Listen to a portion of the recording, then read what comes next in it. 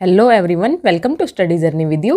Friends, कैसे हैं आप लोग? आई होप आप सब अच्छे होंगे और मेरी वीडियो का वेट कर रहे होंगे। मैंने कल एक सब्जेक्ट वर्ग एग्रीमेंट टॉपिक पर एक वीडियो डाला था जो कि आप लोगों ने उसे बहुत ही पसंद किया और आप लोगों ने आगे भी इसी तरह की वीडियो डालने के लिए बोला है और फटाफट से इंग्लिश की जो ग्रामर है उसको कंप्लीट करवाने के लिए कहा है। तो मैं जितनी मुझसे कोशिश हो सकेगी मैं कंप्लीट करवाने की कोशिश करूँगी। तो आप लोग वीडियो को कंप्लीट वॉच कीजिएगा। हम लोग ज़्यादा टाइम वेस्ट नहीं करेंगे क्योंकि आप लोग जानते हैं आपके एग्ज़ाम में भी टाइम कम ही बचा हुआ है। तो वीडियो को स्टार्ट करते हैं। कल हमने 5 रूल्स देखे थे सब्जेक्ट वर्ग एग्रीमेंट के। आज मैं आगे डिस्क्राइब करती हूँ। पहले मैं एग्जाम्पल दिखाती हूँ आपको। मैनी अ मैन हैज़ और have tried but few man have succeeded. कोशिश तो बहुत ज़्यादा लोग करते हैं लेकिन सक्सेस कुछ ही लोग हो पाते हैं। बिल्कुल सही बात है वैसे ये भी। तो देखिए, इसमें हमारा हैज और हैव में से जो हमारा इसके अंदर सब्जेक्ट वर्ग एग्रीमेंट के अकॉर्डिंग हैज और हैव में से जो हमारा करेक्ट होगा वो हमारा हैज होगा। तो यहाँ से हमारे पास क्या निकल कर आया कि पहले क्या आया हुआ हमारा मैनी आया हो, मैनी के बाद आ हो और आ के बाद कोई सिंगुलर नाउन हो तो हमेशा सिंगुलर वर्ब का यूज होता है। मैनी आ प्लस सिंगुलर नाउन तो सिंगुलर वर्ब का यूज होता है। अगर मैनी के बाद प्लूरल नाउन होती, यहाँ पर तो हमारी सिंगुलर नाउन है, अगर प्लूरल नाउन हो मैनी के बाद तो हमारी प्लूरल वर्ब का यूज होगा। जैसे कि आप लोग एग्जाम्पल से समझिएगा। मैनी मैन हैज़ और have tried but few man have succeeded. Many man, यहाँ पर जो MEN जो है ये हमारा प्लूरल है। प्लूरल नाउन के साथ हमेशा प्लूरल वर्ब का यूज होगा तो यहाँ पर हमारा हैव ऑप्शन करेक्ट हो जाएगा। नेक्स्ट नियम की तरफ बढ़ने से पहले मैं आपके साथ 2 एग्जाम्पल और शेयर करना चाहूँगी। Many customers has have complained. Many customers, customers जो हमारा है प्लूरल नाउन है, प्लूरल नाउन है मैनी के बाद तो ऑटोमेटिक हमारा प्लूरल वर्ब लगेगी। मैनी आ कस्टमर, यहाँ पर क्या आ गया हमारा आ गया और आ के बाद हमारा क्या आ गया, जो हमारी नाउन है वो कैसी है सिंगुलर, तो हमारी वर्ब भी हमेशा सिंगुलर लगेगी। आई होप ये नियम क्लियर हो गया होगा। अब मैं नेक्स्ट नियम पर लेकर के चलती हूँ आपको। Rule number 7। पहले मैं एग्जाम्पल बताऊंगी, एग्जाम्पल के बाद आपको उसके रूल बताऊंगी। Each of the rooms has have a window. अच्छा, यहीं पर आपको मैं एक बात बता देती हूँ। मैं आपको कैसे पढ़ा रही हूँ, पहले आपको एग्जाम्पल बता रही हूँ और एग्जाम्पल से आपके पास रूल निकल कर के आ रहा है। तो ये जो हमारा मेथड होता है, ये जो हमारी विधि होती है, ये कौन सी विधि होती है आप लोग कमेंट बॉक्स में ज़रूर बताइएगा। वीडियो को पॉज करें और बताएं कि जब हम एग्जाम्पल से रूल की तरफ बढ़ते हैं तो वो हमारा कौन सा मेथड होता है। आप लोगों ने कमेंट कर दिया होगा कि जब एग्जाम्पल से रूल की तरफ लेकर के चलते हैं तो वो हमारा इंडक्टिव मेथड होता है, जबकि रूल से एग्जाम्पल की तरफ चलते हैं तो वो हमारा डिडक्टिव मेथड होता है। ऐसे क्वेश्चन आपके CTET एग्जाम में बन जाते हैं। चलिए आगे चलते हैं। Each of the rooms has have a window. तो ईच ऑफ द रूम्स, यहाँ पर हमारी सिंगुलर ईच, सबसे पहले क्या आया है हमारा ईच आया है। ईच के बाद जो हमारी नाउन है वो तो हमारी प्लूरल ही आ रही है लेकिन उसके साथ सिंगुलर वर्ब का यूज हुआ है। यहाँ पर देखिए, neither of, each of, neither of, 2 boys plural verb, जबकि जो हमारी जो वर्ब है वो हमारी सिंगुलर वर्ब यूज हुई है प्लूरल नाउन के साथ। Each boy and girl in the class has have read the lesson, यहाँ पर भी हमारी सिंगुलर नाउन ही यूज हुई है। तो इन सब से हमारे पास क्या रूल निकल करके आता है वो रूल मैं आपको दिखाती हूँ। Always use a singular verb after subject that starts with each, every, either, neither. जो भी हमारे क्या होंगे सेंटेंसेज होंगे उनके अंदर जो हमारा सिंगुलर वर्ब हमेशा यूज होगी, किनके अंदर, जो सब्जेक्ट हमारे ईच और एवरी से स्टार्ट होते हैं, ईदर और नीदर से स्टार्ट होते हैं। तो ये वाले जो हमारे सेंटेंसेस थे ये नीदर, ईच, ईदर से स्टार्ट हो रहे थे तो इनके साथ जो वर्ब यूज होगी वो हमेशा सिंगुलर वर्ब यूज होगी, ये आपको याद रखना है। और एग्जाम्पल देखिए, neither of the candidates were selected.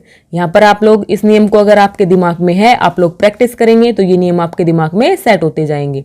आपके दिमाग में अगर है कि जब हमारा नीदर से कोई सेंटेंसेस स्टार्ट हो रहा है, कोई सब्जेक्ट है, उससे पहले हमारा क्या आ रहा है नीदर आ रहा है, तो वहाँ पर हमेशा सिंगुलर वर्ब का यूज होगा। The boys each has have a bicycle, each of the boys has have a bicycle. अब यहाँ पर आप लोग देखिए, ये सेंटेंसेज हमारा ईच से स्टार्ट हुआ तो हमारी सिंगुलर वर्ब यूज हुई, जबकि ये हमारा ईच से स्टार्ट नहीं हुआ, जो हमारा सब्जेक्ट था वो ईच के बाद नहीं आया, तो यहाँ पर हमारी प्लूरल वर्ब लगी है। तो इसी से हमारे पास एक और नया रूल ड्राइव हो जाता है कि जब प्लूरल नाउन हो, प्लूरल नाउन के बाद ईच आया हो, तो हमेशा प्लूरल वर्ब का यूज करें, जैसा कि यहाँ पर हुआ है। The boys each have a bicycle, तो द प्लूरल नाउन के बाद हमारा क्या होगा, ईच होगा, तो उसके साथ हमेशा प्लूरल वर्ब का यूज होगा। अगर ईच, ईदर, नीदर ये सब हमारे सब्जेक्ट से पहले आते हैं तो हमारी सिंगुलर वर्ब का यूज किया जाता है, जबकि जो हमारे पहले प्लूरल नाउन आ जाए और उसके बाद में ईच आता है तो प्लूरल वर्ब का यूज किया जाता है। अब आप लोग देखिए रूल नंबर 8। पहले एग्जाम्पल देखिए, 50% of the students are present in the class. अब दूसरा एग्जाम्पल देखिए, 50% of the money was spent. यहाँ पर भी 50% था, यहाँ पर भी 50% था, लेकिन इस वाले सेंटेंसेज में तो क्या हुआ, हमारी प्लूरल वर्ब यूज हुई, और इस वाले सेंटेंसेज में हमने सिंगुलर वर्ब का यूज किया है। तो इन दोनों में क्या डिफरेंस हुआ, तो फ्रेंड्स यहाँ से देखिए आप लोग, 50% ऑफ द स्टूडेंट्स, स्टूडेंट्स हमारी कैसी वर्ब है, नाउन, वर्ब नहीं नाउन होती है ये। स्टूडेंट्स हमारी कैसी नाउन है, प्लूरल नाउन, तो प्लूरल नाउन के साथ हमेशा किसका यूज होगा, प्लूरल वर्ब का। जबकि जो 50% ऑफ द मनी, मनी जो था वो हमारी सिंगुलर नाउन था, और सिंगुलर नाउन के साथ हमेशा सिंगुलर वर्ब का यूज होगा। तो आप लोगों को ये वाला जो पोर्शन था वो भी इजीली एग्जाम्पल की हेल्प से क्लियर हो गया होगा कि जब हमारा परसेंटेज दे रखा हो, फ्रैक्शन दे रखा हो, उसके बाद अगर सिंगुलर नाउन हो तो सिंगुलर वर्ब, प्लूरल नाउन हो तो प्लूरल वर्ब का यूज़ किया जाता है। आगे और एग्जाम्पल की हेल्प से हम समझने की कोशिश करते हैं। 20% of the voters are young, 20% of the voters. अब हमें आ जाना है, यहाँ पर क्या दिया हुआ है, परसेंटेज दी हुई है, फ्रैक्शन दिया हुआ है, तो आप लोग आ जाइए नाउन पे। नाउन को देखिए, वोटर्स क्या है, आपको देखते ही पता लग रहा होगा क्या है, हमारी नाउन प्लूरल नाउन है, तो प्लूरल नाउन के साथ प्लूरल वर्ब का यूज किया जाएगा। Next, 40% of the water is used for irrigation. अब यहाँ पर आप लोग देखेंगे आगे क्या है, हमारा परसेंटेज फ्रैक्शन दिया हुआ है, उसके बाद जो वाटर जो आता है, आप लोग जानते हैं वाटर कैसी नाउन है, सिंगुलर नाउन है, अनकाउंटेबल नाउन है, तो इसके साथ हमारी सिंगुलर वर्ब का यूज किया जाएगा। नेक्स्ट एग्जाम्पल देखिए, 1/3 of the population is illiterate, 1/3 of the population. यहाँ पर क्या दिया हुआ है, फ्रैक्शन, फ्रैक्शन के बाद हमारी क्या आई है, अनकाउंटेबल नाउन, यानी हमारी सिंगुलर वर्ब का यूज किया जाएगा। नेक्स्ट एग्जाम्पल देखिए, half of the apple was eaten और half of the apples were eaten. इन दोनों में डिफरेंस क्या है, आप लोगों ने यहाँ पे देखा क्या दिया हुआ है, फ्रैक्शन दिया हुआ है, फ्रैक्शन के बाद एप्पल, एप्पल क्या है, हमारी सिंगुलर नाउन है, सिंगुलर नाउन है तो सिंगुलर वर्ब का यूज किया जाएगा, क्लियर है। यहाँ पर फ्रैक्शन दिया हुआ है, लेकिन यहाँ पर क्या है, एप्पल्स प्लूरल नाउन है तो प्लूरल वर्ब का यूज किया जाएगा। तो आपको ये नियम भी अच्छे से क्लियर हो गया होगा एग्जाम्पल की हेल्प से। अब मैं आपको लेके चलती हूँ नेक्स्ट नियम पर। आगे हमारे पास एग्जाम्पल दिया हुआ है सम का, some of the students want to go home, some of the milk was used to make coffee.